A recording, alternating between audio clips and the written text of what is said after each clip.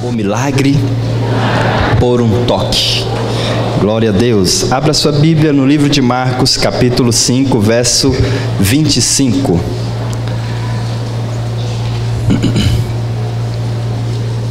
Marcos 5, vamos ler do 25 até o 34.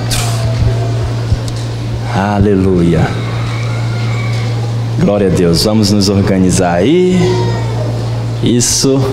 Vamos compartilhar a respeito do verbo de Deus, da palavra de Deus, do Espírito Santo, seja sobre nós. Aleluia, crianças. Oh, glória a Deus. Aleluia. Oh, glória. Vamos lá então. Aconteceu que certa mulher que havia 12 anos, diga comigo, 12 anos. 12 anos vinha sofrendo de uma hemorragia e muito padecera à mão de vários médicos. Sempre que eu vou no hospital, eu peço para os médicos para eu orar por ele. Quando eu peço para os médicos para orar por ele, eu sempre falo para eles: vocês são canal de Deus. Porque Deus não é pela morte, Deus é pela vida. E vocês ajudam a salvar vidas. Oh, e é uma verdade, não é, irmãos? Eu não falo isso só para fazer uma moral com eles, para ele deixar eu ir nas enfermarias, não. É uma verdade. Mas no caso dessa mulher aqui, o texto diz que ela padecera à mão dos médicos, tendo despendido tudo quanto possuía, sem contudo nada aproveitar, antes pelo contrário, indo a pior. Verso 27, tendo ouvido, diga comigo, tendo ouvido a fama de Jesus, vindo por trás dele, por entre a multidão, tocou-lhe a veste, porque dizia: se eu apenas lhe tocar as vestes, ficarei curada. E logo se lhe estancou a hemorragia, e sentiu no corpo estar curada do seu flagelo. Jesus, reconhecendo imediatamente que dele saíra poder, virando-se no meio da multidão, perguntou: quem me tocou nas vestes? Responderam-lhe seus discípulos: vês que a multidão te aperta e dizes: quem me tocou? Ele, porém, olhava ao redor para ver quem fizera isto. Então a mulher, atemorizada e tremendo, consciente do que nela se operara, veio, prostou-se diante dele e declarou-lhe toda a verdade. E ele lhe disse: filha, a tua fé te salvou, vai-te em paz e fica livre do teu mal. Aleluia. Mais uma vez vamos orar. Curve a sua cabeça, pede para o Pai falar com você. Senhor, no nome de Jesus, nós nos reunimos aqui e o nosso alvo é ter um encontro com o Senhor. Nosso alvo é ser marcado pelo Senhor, pela palavra, pelo Espírito do Senhor. Dá-nos a tua revelação, a tua clareza, o teu alimento. Alimenta a tua igreja com a tua palavra, no nome de Jesus. Fala conosco, envolve o nosso coração, em nome de Jesus. Traz revelação, abre os nossos olhos, que possamos perceber e ver o Senhor, que os nossos corações sejam aquecidos pelo ministrar da palavra, no nome de Jesus. Amém. Amém. Glória a Deus. Meus irmãos, nós estamos aqui para tocar no Senhor. Nós nos reunimos aqui para tocar no Senhor. Essa mulher tocou no Senhor Jesus e recebeu o seu milagre. Você está aqui para tocar no Senhor. Ele disse que estaria conosco até a consumação do século. Não nos deixaria. O Senhor Jesus está aqui. Está aqui. Cada dia nós percebemos a presença de Deus na reunião. Percebemos o fluir do Espírito, o liberar do Espírito, o ministrar do Espírito. Ele é fiel para cumprir a sua palavra. Ele disse que estaria conosco e Ele é fiel. Ele está conosco, mas nós precisamos tocar no Senhor. Nós não fomos chamados apenas para nos reunirmos, fazermos reuniões religiosas, porque eu tenho uma religião que diz que eu devo ir no culto tal horário e devo reunir com os irmãos de forma religiosa. Não. Você foi chamado para vir na reunião, mas para tocar no Senhor e para receber o toque do Senhor. Receber o toque da presença do Senhor, fluir na presença do Senhor. Em todas as nossas reuniões, todos os dias, nós precisamos tocar no Senhor. Nós precisamos da presença do Senhor. Não podemos aceitar viver sem ela. Não podemos aceitar viver fora da presença do Senhor. Não podemos aceitar viver uma vida sem tocar nele, sem ministrar a ele. Não, nós somos aqueles que tocam no Senhor. A religião é um negócio sem vida, negócio natural, vir no culto e ir embora e... Não, nós vivemos uma realidade espiritual com o Senhor. Fomos chamados para tocar ele em cada reunião. Por isso nós não podemos nos contentar com uma reunião onde não tocamos o Senhor. Não podemos nos contentar em vir para a reunião e ficar passivos. Não podemos nos contentar em vir para a reunião por vir, para cumprir tabela. Não. Podemos nos contentar em vir para a reunião apenas para nos apresentarmos nossas lindas roupas. Que terno bonito. Não podemos nos contentar em simplesmente vir para cumprimentar, para ver irmãos. Nós viemos para tocar no Senhor. Para tocar no Senhor. Você sabe quem é que se contenta com as águas rasas? É que ainda não provou das águas profundas.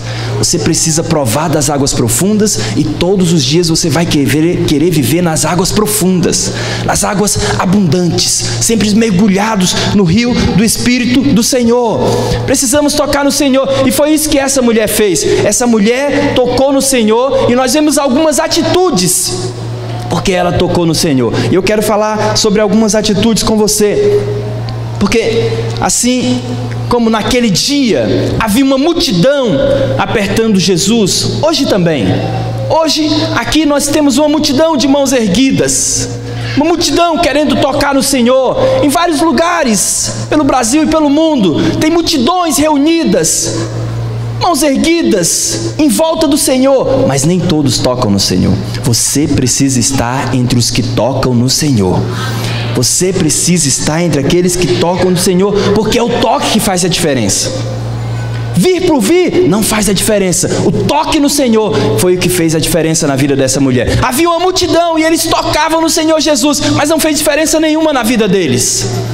Na vida daquela mulher, o toque dela no Senhor Jesus fez toda a diferença. Algumas pessoas, nós percebemos, elas vêm para a reunião, elas tocam no Senhor. Elas vão para a reunião da célula, nós percebemos elas fluindo, elas tocando e sendo tocadas, sendo ministradas pelo Senhor. E outros, nós percebemos que ficam contando as placas do forro. Não, percebemos que ficam observando. Oh, olha a roupa daquele irmão. Quantos azulejos. Não, nós não fomos chamados para isso. Nós não reunimos aqui para isso. Nós nos reunimos aqui para tocar no Senhor. Quantos dizem amém? Tocar no Senhor. Tem gente que fica se perguntando: por que aquele lá recebeu e eu não recebi? Por que aquele lá saiu do culto falando que foi uma bênção, que foi muito ministrado? E tem o outro que sai reclamando do louvor, sai reclamando da palavra, sai reclamando de algum momento. Porque a diferença está no toque. A diferença está que alguns, independente da música que está sendo tocada, ele está fluindo no Espírito, as lágrimas estão descendo, ele está tocando e está sendo tocado pelo Senhor. Ele está tocando e está recebendo poder. Temos que tocar no Senhor em cada reunião. Tem muita gente apertando, tem muita gente junto na reunião, mas só recebe o poder de Deus aquelas que tocam no Senhor. Aleluia. Fala para o seu irmão: há um toque que faz a diferença. Aquela mulher, ela pode ser uma chave para nós. Esse exemplo dessa mulher pode ser uma chave para nós aprendermos a tocar no Senhor, para nós descobrirmos o toque que faz a diferença. Eu quero falar então de 5 pontos que nós observamos, e tem mais, mas eu quero falar só de 5 que nós observamos nessa mulher, como ela toca no Senhor Jesus. A primeira, nós percebemos uma busca que não encontra obstáculos. Você que é líder de célula, o esboço da palavra está impresso no balcão da secretaria. Não agora, no final da reunião você pode pegar para compartilhá-la na célula. Uma busca que não encontra obstáculo. Aquela mulher, ela era hemorrágica, ela tinha uma hemorragia já havia 12 anos. Então, não é difícil você imaginar a situação que ela estava. Uma mulher frágil, mulher debilitada, uma mulher toda magra, porque o sangue é vida, e ela há 12 anos vinha perdendo vida. magra, sem forças, estava fraca. Então, enquanto eu estou falando, ou enquanto você lê a Bíblia, procura visualizar a cena. Jesus passando, uma multidão em volta, porque ele estava no auge da fama dele, muitas pessoas querendo, e aquela mulher magra, sem força, anêmica, tentando se embrenhar no meio da multidão para tocar no Senhor Jesus. Quantos aqui já enfrentaram uma multidão? Já viu quando você vai no estádio? Eu ainda não fui no estádio não, uma hora dessas, capaz que eu vou assistir um jogo de futebol nesses estádios que dá de 50 mil pessoas, mas nós já fomos no estádio na Conferência dos Radicais Livres. Quando você vai nos estádios, acabou a reunião, aí vem aquela multidão descendo ali, você praticamente não anda, você vai indo empurrado, né? Vai te levando, você põe uma mão aqui atrás, deixa o povo te empurrando, vai levando. E quando você esquece alguma coisa, nossa, para conseguir vencer a multidão, outro dia nós esquecemos, aí vamos deixar todo mundo sair, depois a gente volta lá para buscar a Bíblia que esqueceu lá no banco do ginásio, para buscar a multidão apertando. É a situação daquela mulher. É difícil encarar uma multidão, mas aquela mulher, ela não considerou a sua fraqueza. Ela não considerou o fato de ela estar debilitada, de ela estar doente, de ela ter 12 anos de hemorragia. Não, ela enfrentou a multidão porque ela queria tocar no Senhor Jesus. Não se atemorizou, não parou por conta dos obstáculos que apareceram. A multidão foi talvez ela tenha recebido algumas cotoveladas, alguns empurrões, talvez tenha caído, levantou de novo, talvez alguém chutou ela, mesmo assim ela perseverou. Ela foi lá, eu vou tocar nele, eu vou tocar nele. Ela queria tocar no Senhor Jesus, nada foi capaz de impedi-la de tocar no Senhor Jesus. Não enfrentou obstáculos, enfrentou. Pode ser então que esse seja o segredo para você tocar no Senhor Jesus, porque para você também eu sei que vem obstáculos. Para você também tem obstáculos. Aquela mulher é um exemplo para nós nisso. A Bíblia diz, Jeremias capítulo 29, verso 13: buscar-me-eis e me achareis, quando? Me buscardes de todo o vosso coração. Nós vamos buscar e vamos encontrar, amém? Mas quando? Quando buscar com todo o coração. Busco de qualquer jeito? Vou ministrar de qualquer jeito? Vou tocar, vou pregar, vou cantar de qualquer jeito? Vou fluir de qualquer jeito? Não. De todo o coração. É assim que nós encontramos o Senhor, é assim que nós tocamos no Senhor. Muitas pessoas não recebem porque elas não procuram de fato. Vem algum obstáculo, elas param. Ah, não estou muito bem hoje, vai ficar em casa choramingando. Bem que o pastor podia vir orar por mim, não é? Vamos sim, o pastor, o líder, o discipulador vai lá orar. Mas seria muito poderoso se você enfrentasse o seu obstáculo e viesse. Quer saber? Eu estou com essa dorzinha de cabeça, mas eu vim e lá o Senhor vai me tocar, e eu vou tocar o Senhor e eu vou receber vida. Vou receber vida. Eu estava ali mais cedo, os irmãos estavam chegando para a reunião, e eu cumprimentei o irmão que falou que está com um problema nas pernas, com uns caroços na perna, e ele falou: eu vou no UPA ou vou para a igreja? Eu saio para o UPA ou saio para a igreja? Eu vou no culto. Vai receber a cura, vai tocar no Senhor e vai receber a cura, em nome de Jesus. Então, há pessoas que ficam reclamando da situação. Não fique reclamando, toca no Senhor. Toca no Senhor Jesus. Foi o que aquela mulher fez. Aplique o seu coração em tocar o Senhor, em ficar só reclamando. Empenhe a sua alma. Há pessoas que passam por necessidades muito grandes, e você diz para ela: irmã, vamos fazer um jejum. Seu filho está envolvido nas drogas, está morrendo, as drogas vão matar ele. Vamos fazer um jejum de 21 dias, vamos fazer um propósito com o Senhor. Ah, não, 21 dias sem comer, eu vou morrer de fome. Não, vai não. A gente faz aqui na igreja até 40. Morre de fome não. Vamos fazer alguma coisa? Ah, vamos fazer uma campanha? Vamos fazer um projeto de oração? Ah, não tem disposição. Não tem disposição para tocar no Senhor. Quer um milagre, mas não tem disposição. Aquela mulher queria um milagre. Ela enfrentou os obstáculos para tocar no Senhor Jesus. Fala para o seu irmão: enfrente os obstáculos e toque no Senhor Jesus. Toque no Senhor. Enfrente os obstáculos para você vir à reunião. Enfrente os obstáculos para ir na célula. Enfrente os obstáculos, toca no Senhor. Segundo, nós aprendemos com aquela mulher enfrentou a morte para ter vida. Enfrentou a morte para ter vida.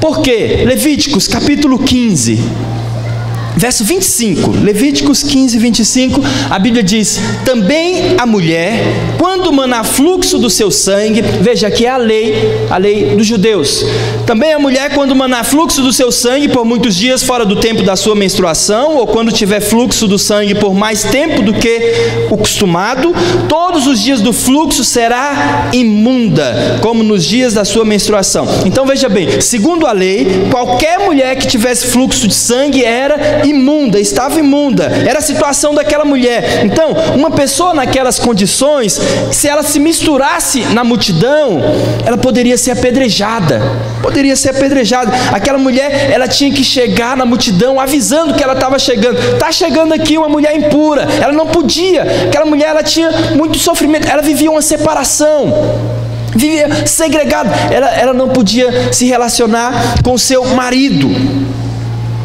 vivia uma separação conjugal, não podia casar, porque ela estava imunda, não podia se casar. Já pensou? 12 anos tendo idade para casar e na solteirice? 1 ano já é luta.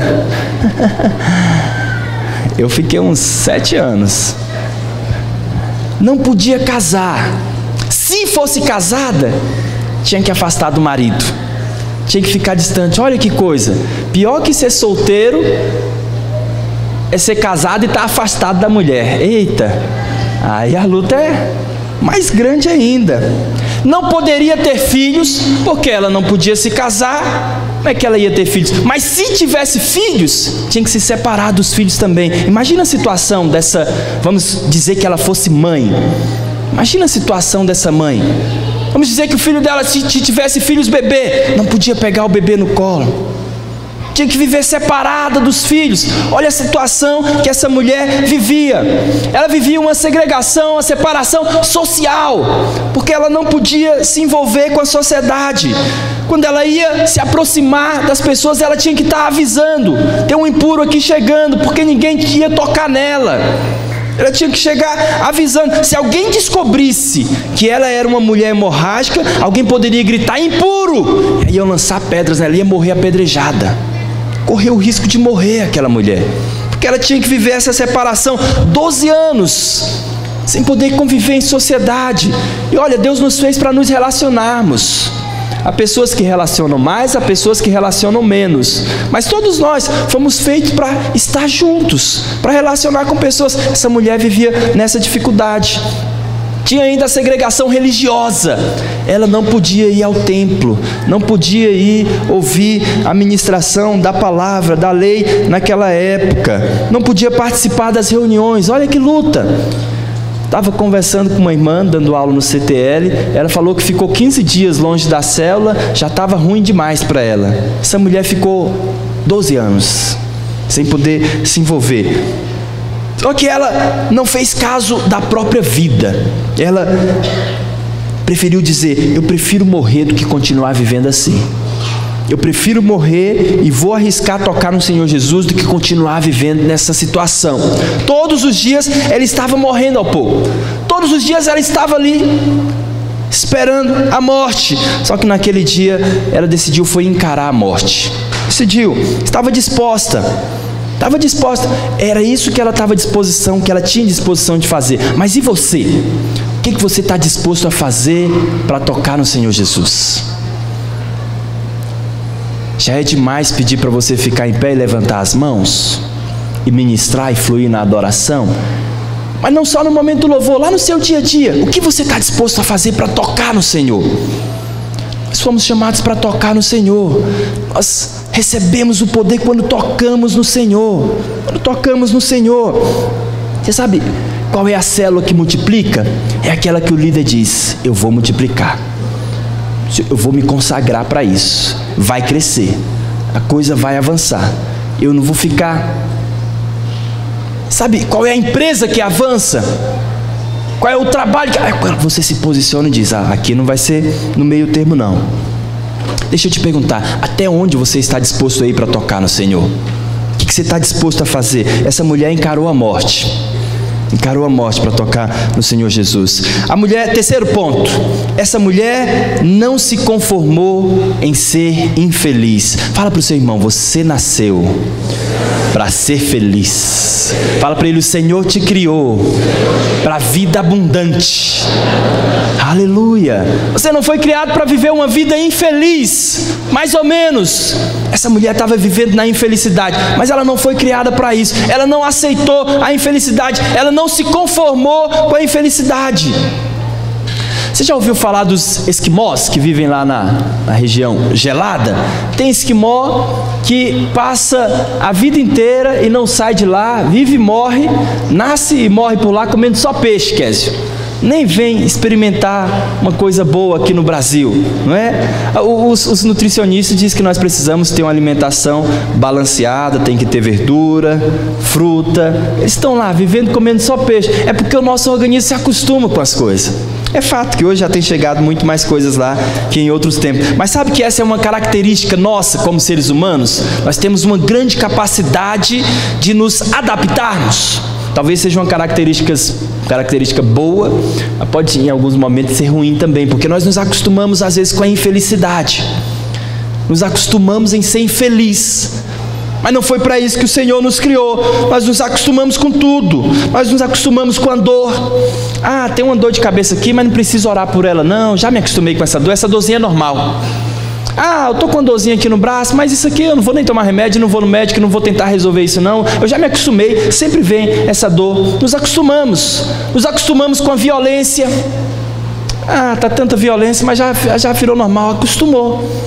Outro dia eu estava vendo um vídeo num local lá em São Paulo, que fica uma turma lá de jovens e adolescentes fazendo assaltos no meio da rua. As pessoas vão passando, ele chega de uma vez e arranca o colar, arranca o relógio, arranca alguma coisa, puxa, sai correndo e a pessoa grita, pega o ladrão, aí ninguém nem fala nada, porque já está todo mundo lá acostumado, né? Eles vão lá, tem alguém passando no celular na janela do ônibus, ele pula de uma vez, são violentos os bichinhos danados. Mete a mão, puxa e já era, acabou. Quem está trabalhando ali em volta, quem está perto, tudo normal, isso aí acontece mesmo aqui. Aí alguém chega e fala, rapaz, você viu ali, acabaram de assaltar o homem. Ah não, isso aí acontece aqui mesmo. Acostumou com a violência, está normal. Acostuma com a doença, com a enfermidade. Uma vez numa conferência do Randy Clark, uma irmã do interior estava vindo orar, ela tinha um problema na perna, uma ferida na perna dela, e lá vem ela para orar, para ser curada. Na hora de pedir oração, ela pediu oração, não, quero que ore pelos meus filhos, quero que ore pelos meu genro, quero que ore por esse, vamos orar então. Mas se a senhora não quer que ore pela senhora, não, já me acostumei, isso aqui nós já temos as ataduras lá em casa, quando eu acordo de manhã é só enfaixar, eu tenho que colocar uma mastruz de vez em quando, isso aqui é assim mesmo, não tem jeito, acostumou com a perebona na perna. Acostuma. Isso é um negócio terrível em nós, seres humanos. Acostuma até com a morte. Eu lembro, em 1994, se não me engano, que eu ouvi, é claro, né? Naquela época eu era menininho, então não lembro de muita coisa daquela época, não. Mas teve um massacre num país, esqueci o nome do país também, mas eu lembro o nome do fotógrafo, que era Sebastião Salgado, era um fotógrafo famoso. E ele foi para cobrir, para tirar foto, e foram dezenas de mortes. Muita gente morreu naquele massacre que teve naquele país. Foi tanta gente morte que já não estavam enterrando um para cada tumba no cemitério, não. O governo cavou os buracos para enterrar um monte de gente. E o fotógrafo lá, tirando foto daquela situação, e chegou um senhor com um saco e jogou, colocou lá dentro aquele saco. O fotógrafo ficou revoltadíssimo, o brasileiro, né? E começou a falar com segurança, como é que pode ele fazer aquilo? Mas que desrespeito, aquilo ali é para enterrar o povo que está morto, como é que ele faz um negócio desse? E o segurança foi lá falar com o senhor e voltou, aí falou para ele, não, aquilo ali ele não está jogando lixo não, aquele ali é o filho dele, que morreu também, ele está... Aí, o rapaz, meu Deus, mas como é que pode ele enterrar o filho daquele jeito? Como é que ele faz um negócio daquele? Aí ele falou, olha, ele tinha 7 filhos, já tinham morrido os 6, só faltava esse, a esposa morreu, o pai morreu, a mãe morreu, todo mundo morreu. Esse era o último filho que ele tinha, ele já colocou ali, está só esperando morrer também. Se acostumou com a morte. Se acostumou até com a morte. Que coisa terrível, irmãos. Você não pode se acostumar com a infelicidade. Você não pode se acostumar com a infelicidade. Você não pode se acostumar com a vida ruim, com a situação ruim. Tem gente que se acostuma com problema em casa. É briga em casa. Todo dia o casal tem uma briga. Ou briga e fica um ano sem falar com a esposa. Ah, já acostumei. O negócio dele é o seguinte: ele trabalha, traz comida, eu cozinho, limpo a casa, ele dorme na sala, eu durmo aqui no quarto e está todo mundo resolvido. Acostumou a viver assim, não quer procurar resolver a situação, acostumou a viver com um problema em casa. Tem gente que se acostuma com a pobreza, acostuma com a miséria, acostuma com um emprego ruim, com nunca avançar, com nunca prosperar. Então presta atenção, você não tem que se acostumar com essas coisas ruins. Você não tem que se acostumar com a infelicidade, porque Deus tem uma vida boa para você. Deus te criou para ser feliz. Amém? Deus te criou para ser feliz. Deus tem propósitos para a sua vida. Deus tem sonhos para a sua vida. São ruins os sonhos de Deus? Sim ou não? Não são. Só para você ter uma ideia, quando Ele foi criar o homem, antes de criar o homem, Ele planejou todo um jardim do Éden. Jardim de delícias, jardim do prazer. E colocou o homem lá. Colocou lá o homem e a mulher. Só para você ter uma ideia, Deus te fez para ser feliz. Deus te fez para viver bem. Olha o que diz em Salmo 139, verso 16. Salmo 139, 16. Os teus olhos me viram a substância ainda informe, e no teu livro foram escritos todos os meus dias, cada um deles escrito e determinado, quando nenhum deles havia ainda. Você acha que Deus escreveu uma história ruim para você? Sim ou não? Não mesmo. Escreveu uma história maravilhosa para você viver. Então não se acostume. Não aceite viver uma vida menor do que aquela que Ele sonhou para você.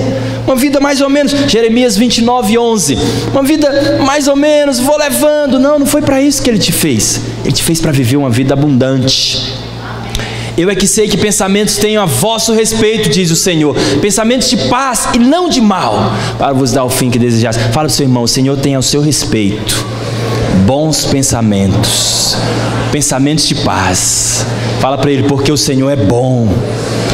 Aleluia. Irmãos, o Senhor é bom. Ele tem uma vida boa para você, uma vida cheia de paz, uma vida gostosa de se viver. Não se acostume com a infelicidade. Aquela mulher não se acostumou com a infelicidade. Não importa então o tamanho do seu obstáculo, não importa o tamanho da sua dificuldade, o Senhor diz: agindo eu, quem é que pode impedir? Pastor, é difícil demais. Mas agindo Todo-Poderoso, quem é que vai impedir? Eu não consigo, mas o Todo-Poderoso está contigo. Você está debaixo do favor de Deus, do favor daquele que pode todas as coisas, que pode agir em todas as circunstâncias. Então não fique pensando que é o fim. É o fim, aqui não tem jeito não, é o fim do meu casamento. Não tem jeito não, é o fim, eu vou ser sempre assim, eu nasci assim, não tem jeito mesmo não. Não, só é o fim quando Deus diz que é o fim. Enquanto Deus não falou que é o fim, o milagre pode acontecer. Amém? Presta atenção aqui, fica aqui comigo. Enquanto Deus não disse que é o fim, o milagre pode acontecer. Milagre pode acontecer, Deus pode fazer. Depois de 12 anos com aquele problema, aquela mulher podia ter se adaptado com a situação, mas não foi isso que aconteceu. Depois de 12 anos, ela ainda encarou a morte para receber a vida. Depois de gastar todo o dinheiro que ela tinha com os médicos, ela já podia ter se conformado. Não vai ter jeito não. Sofrer o resto da vida mesmo, só tomara que eu morra logo. Não, na verdade essa disposição de gastar tudo que ela tinha, mostra que ela tinha disposição de correr atrás da cura, de não aceitar a infelicidade, de não aceitar. Nós tocamos nas vestes do Senhor Jesus quando nós dizemos: eu prefiro morrer que continuar nessa situação. Isso vai mudar. Eu vou tocar no Senhor Jesus e Ele vai fazer. Talvez isso tenha sido o segredo da vitória daquela mulher.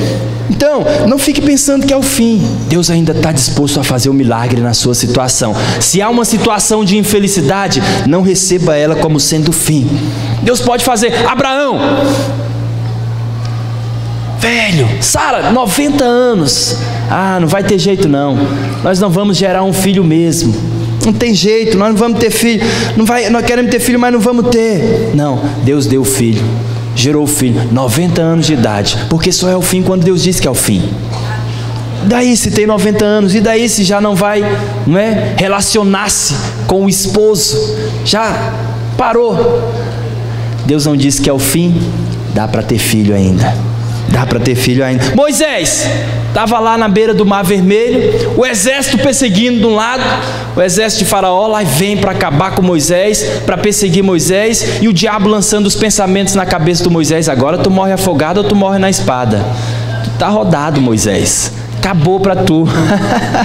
Jesus disse, o Senhor disse para ele: pisa na água, marcha. Diga ao povo que marche. Nós vamos avançar. Não é o fim quando Deus não disse que é o fim. Não é o fim. Os amigos de Daniel foram lançados na fornalha de fogo ardente. O diabo veio falar para eles: vão morrer sapecado, vai queimar. O fogo estava tão quente, Jerônimo, que até o cara que foi levar eles 3 lá morreu queimado. Estava difícil a situação. Vocês estão rodados. Só que o que aconteceu? Apareceu um quarto homem, e este com a semelhança de um anjo, diz a Bíblia. Estava lá um quarto, nem as vestes dele foram queimadas, porque só é o fim quando Deus diz que é o fim.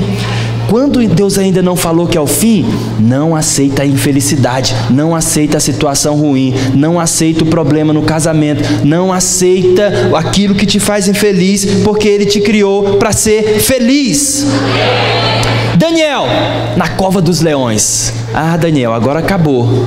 Os leõezinhos os gatinhos vão acabar com você. O diabo estava falando na cabeça dele: vai acabar assim, comido por feras.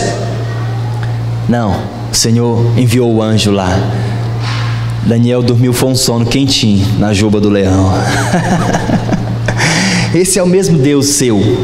Seu Deus é o mesmo que fez todas essas proezas que você lê na Bíblia. É o mesmo Deus, é Ele que tem a última palavra.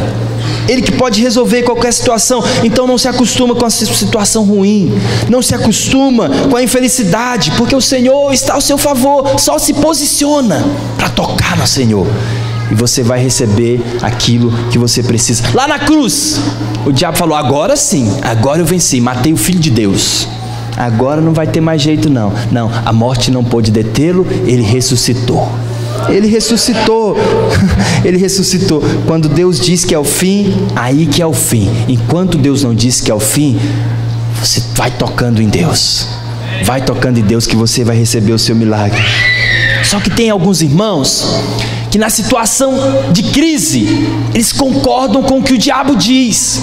O diabo diz para ele: é o fim, não tem mais jeito. E eles dizem: é mesmo, é o fim, não vai ter jeito para mim não. Concordam com o que o diabo fala. Você está concordando com o seu inimigo.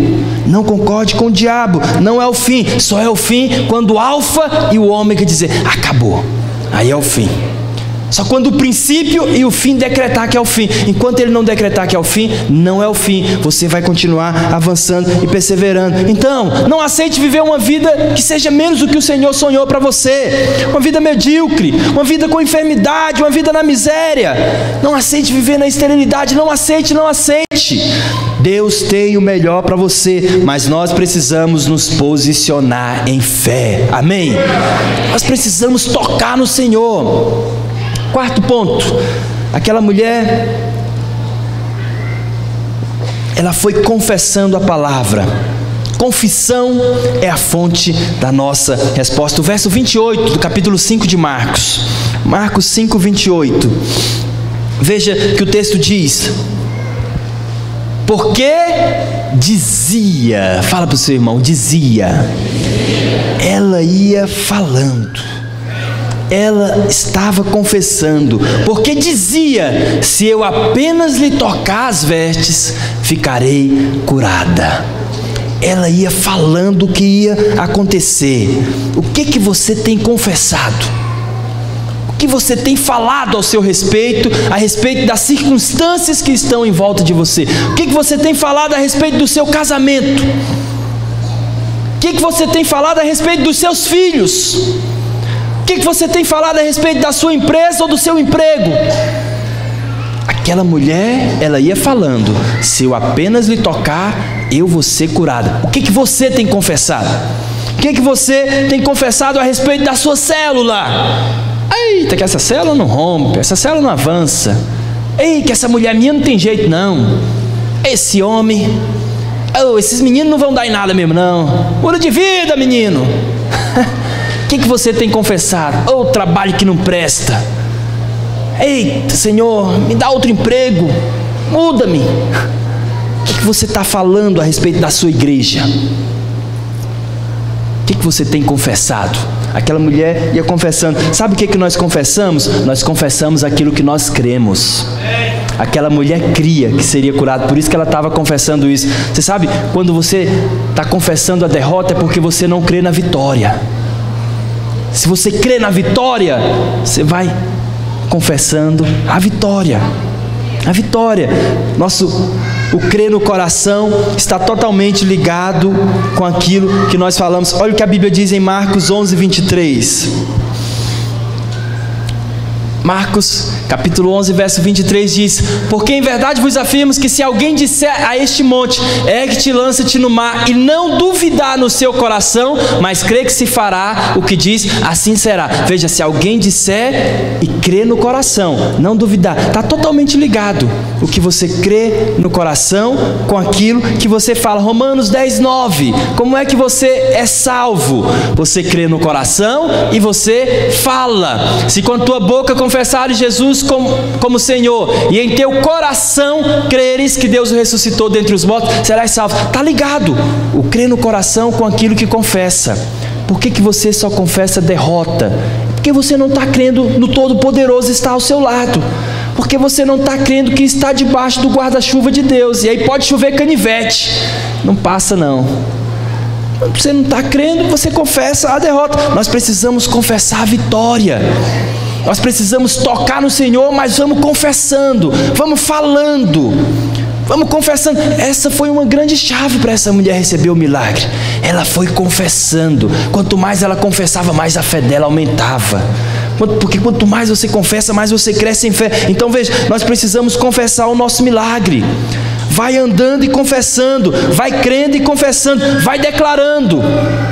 Agora, a nossa confissão, ela deve estar pautada em 4 verdades. Fala para o seu irmão, 4 verdades.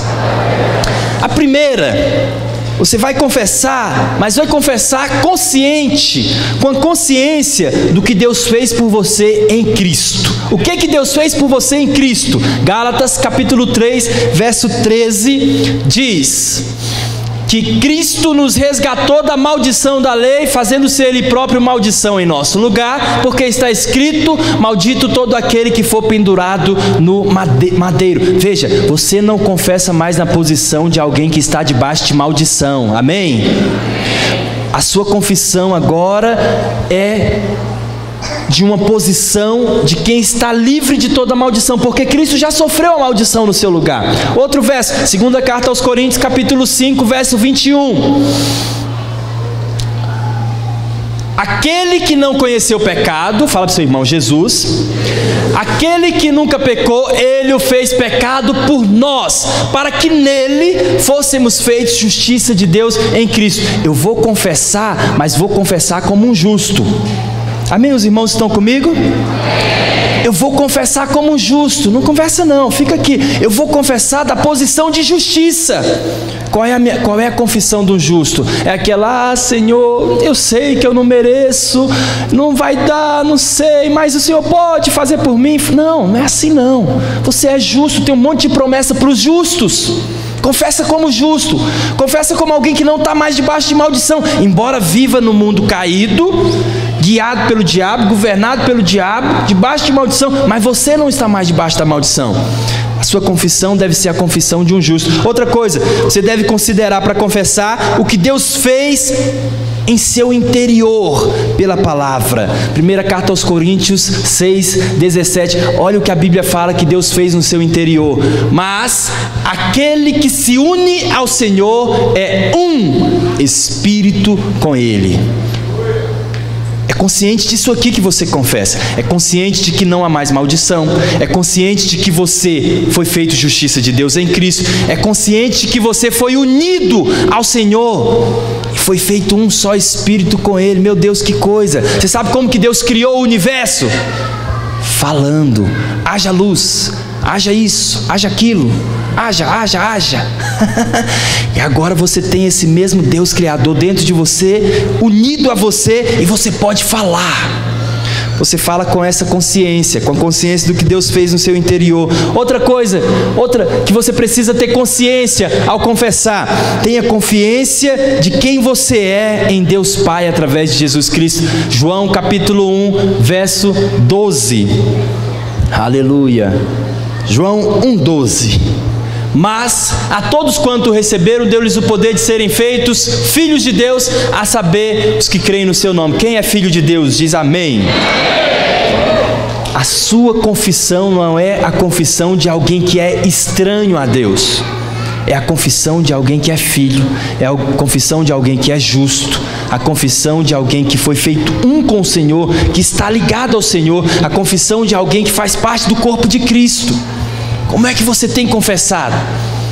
Ah, Senhor, eu sei que eu não mereço, eu sei que eu não sou justo, eu sei que eu pequei, então eu estou debaixo de maldição. Mas não é assim não.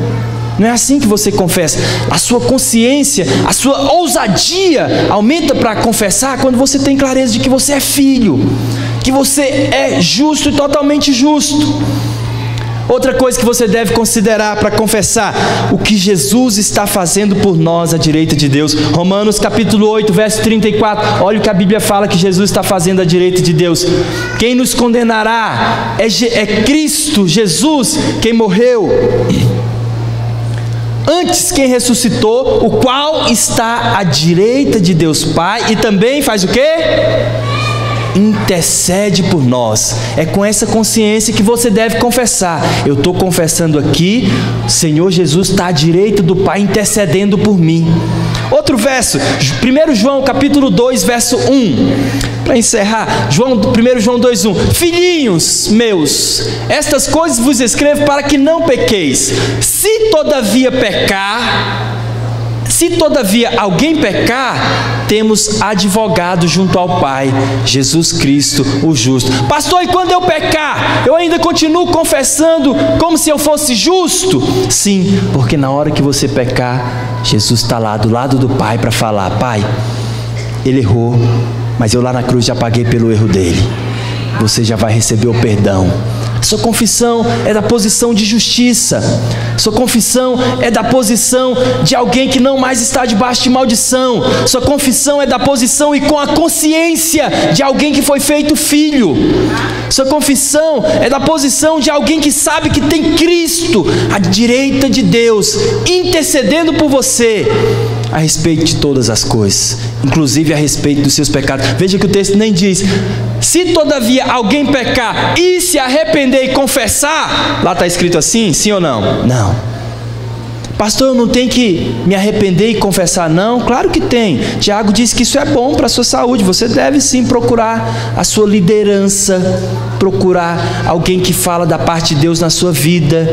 Claro que você deve se arrepender. Se você é filho de Deus, você não quer viver pecando. O filho de Deus se arrepende quando peca, porque o filho de Deus não quer viver pecando, e filho de Deus é transparente com a sua liderança. Ele vai orar para os seus pecados, para ser curado. Tiago diz isso. Mas o texto nem diz que se eu me arrepender e confessar. O texto só diz: se todavia alguém pecar, temos advogado junto ao Pai. O justo, aquele que nunca pecou, por isso que a morte não pôde segurá-lo, e nunca pecou e pagou pelos meus e pelos seus pecados. Vamos avançar aqui. Aleluia. Por último, irmãos, pode subir os irmãos da equipe de louvor.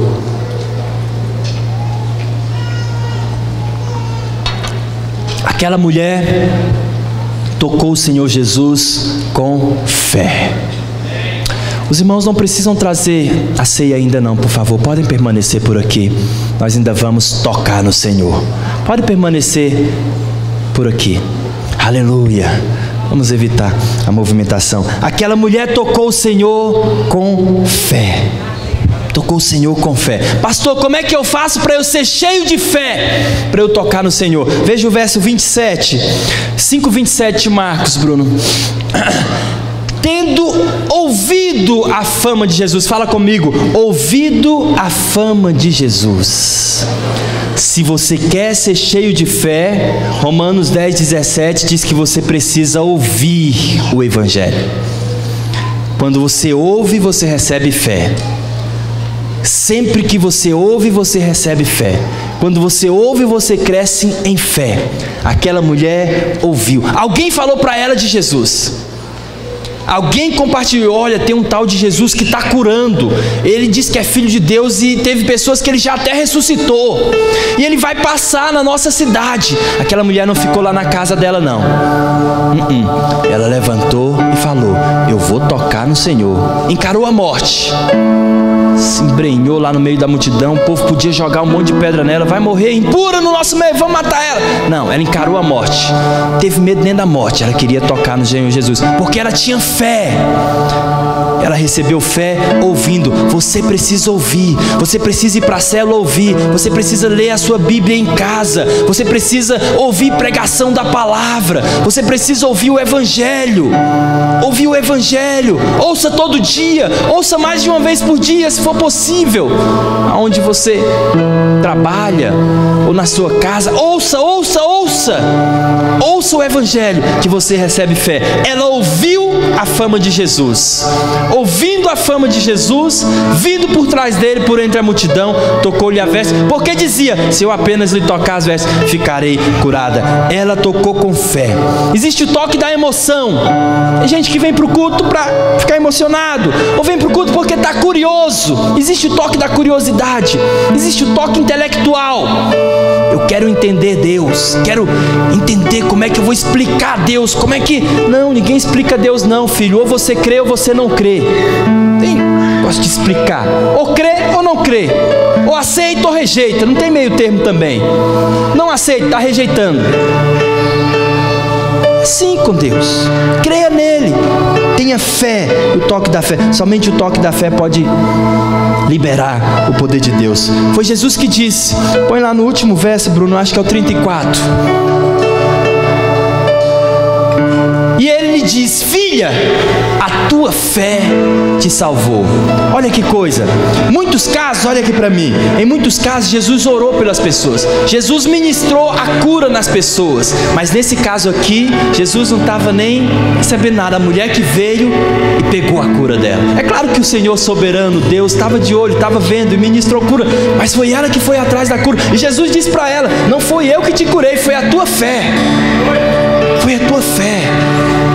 O Senhor Jesus pode fazer por você, mas você pode tocar nele também e receber virtude, receber poder, receber cura, receber a solução para a sua situação, para a sua circunstância. Toca em Deus, toca com fé.